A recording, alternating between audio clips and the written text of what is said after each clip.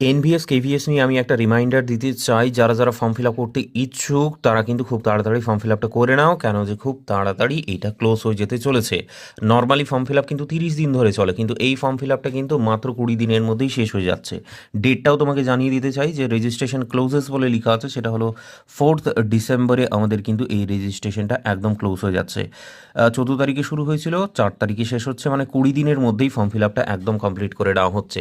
বাকি কোথা থেকে অ্যাপ্লাই করবে সেটা যদি বলি, তাহলে 3খানা অফিসিয়াল ওয়েবসাইট আছে, সেটা দেখলে বুঝতে পারবে যে cbsegov.in আছে, দেন kvsangathan.nic.in এটা একটা ওয়েবসাইট, আরেকটা হলো navodaya.government.in এই ওয়েবসাইট। এই 3খানা ওয়েবসাইটের মধ্যে থেকে যে কোনো একটা ওয়েবসাইট থেকে অ্যাপ্লাই করা যেতে পারে।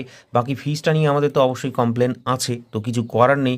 আমরা এখানে আন্দোলন করব না, কিছু করব না, সিট বাড়ানোর জন্য কোনো ব্যবস্থাপনা করব না।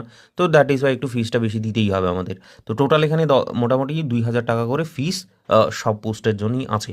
তো পিজিটি পোস্টের জন্য আমি একবার রিমাইন্ডার দিতে চাই, এলিজিবল কি এলিজিবল নাও, যাদের সিটেটটা নেই তারা কিন্তু এই পিজিটি পোস্টে অ্যাপ্লাই করতে পারবে, ঠিক আছে? সিটেট নেই যাদের, আর যাদের সিটেট আছে তারা তো অবশ্যই টিজিটি পোস্টে অ্যাপ্লাই করতে পারবে। আর টিজিটি পোস্টে একটু ভ্যাকেন্সিটা একটু বেশি আছে, আর পিজিটি পোস্টে একটুখানি কম আছে। সো এটাই একটুখানি ডিসঅ্যাডভান্টেজ।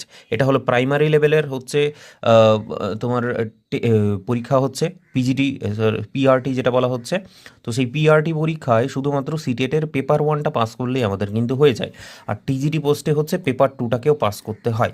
ব্যাস এইটুকুটাই হচ্ছে পার্থক্য। বাকি এই ডেটটা একদম মাথার মধ্যে রাখো যে কত তারিখে শেষ হয়ে যাচ্ছে।